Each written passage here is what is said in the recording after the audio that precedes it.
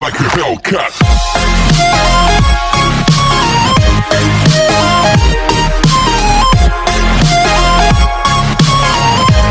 तो हेलो बच्चों, आज मैं आपको पढ़ाऊंगा मैडम राइड्स द बस। बहुत ही आसान चैप्टर है, घबराओ नहीं, आसान ही चैप्टर है। इस चैप्टर में एक लड़की होती है, उसका नाम होता है वलीअम्मी। उसको प्यार से वल्ली कहते थे। वो 8 साल की थी। उसको नई नई चीज़ों के बारे में जानने की बहुत ही उत्सुकता रहती थी। उसके घर के आसपास उसका कोई दोस्त नहीं था। उसको सबसे अच्छा लगता था अपने घर के मेन गेट पर खड़ा होकर बाहर के नज़ारों को देखना। और बाहर के नज़ारों में से उसको सबसे अच्छी लगती थी एक बस, जो हर 1 घंटे बाद उसके घर के आगे से कभी आती और कभी जाती। जो लोग उस बस में बैठे होते थे वो हर बार पिछली बार से अलग होते थे। एक दिन उसके मन में एक इच्छा जागी कि क्यों ना मैं इस बस में बैठ के एक सैर करूं। उसकी ये इच्छा दिन पर दिन बढ़ती गई। उसको अपने सपनों में भी वही बस आने लगी। और जब भी वो किसी ऐसे व्यक्ति से मिलती या अपने किसी दोस्त से मिलती जो उस बस में पहले बैठ चुका है, वो उनसे बहुत जलती। जब उसने उन लोगों से पूछा जो उसमें सवारी करते थे कि कितना पैसा लगता है और किस टाइम बस आती और जाती है, उस बस के बारे में उसने बहुत कुछ जानकारी ले ली थी। उसे पता लगा कि यह बस डेली शहर तक जाती है और वहाँ तक पहुँचने में 45 मिनट यानी कि 45 मिनट्स लगते हैं और 30 पैसे एक साइड के लगते हैं। उसे 1 बजे का समय बस की सवारी करने के लिए सही लगा, क्योंकि उस समय उसकी मम्मी थोड़ी देर के लिए आराम करती है। बस चलती रहती है तो एक आवाज़ आती है, रुको रुको। बस आराम से चलती चलती रुकती है और फिर एक छोटी सी लड़की आती है, वो होती है वल्ली। और उस बस का कंडक्टर उसको हाथ देकर ऊपर चढ़ा लेता है और फिर एक सीट पर बैठा देता है। वो कंडक्टर उससे पूछता है कि तुम्हारे साथ कोई भी नहीं आया।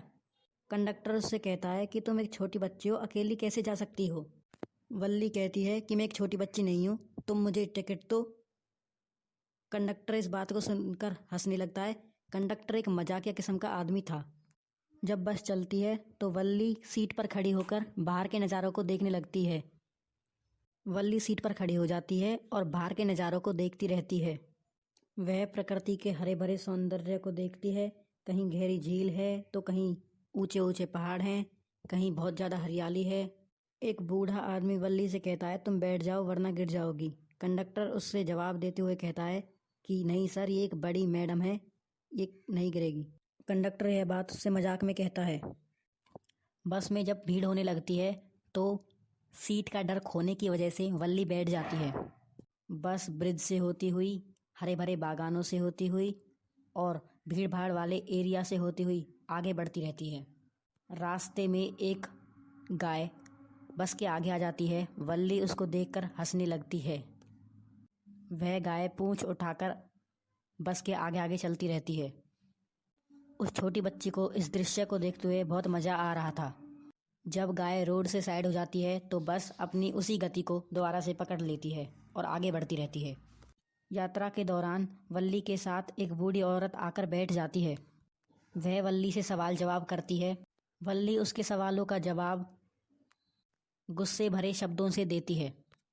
बस टाउन में पहुंच जाती है और सभी लोग उतर जाते हैं, केवल वल्ली बचती है। कंडक्टर कहता है कि तुम नहीं जाओगी। वल्ली कहती है, मुझे तो सिर्फ बस की यात्रा करनी थी। कंडक्टर उससे पूछता है कि तुम्हारे लिए कुछ लाऊं। वल्ली मना कर देती है और कहती है, मुझे कुछ नहीं चाहिए, बस वापस कब चलेगी। कंडक्टर कहता है कि थोड़ी देर रुको। कंडक्टर कहता है कि वापस जाने के पैसे हैं तुम्हारे पास। वल्ली कहती है, हाँ लो, मुझे टिकट दो। और बस थोड़ी देर बाद वापस चल पड़ती है। वापस जाने के दौरान वल्ली को बिल्कुल भी बोरियत महसूस नहीं होती। वह उन नज़ारों का दोबारा से उतना ही उत्साह से स्वागत करती है।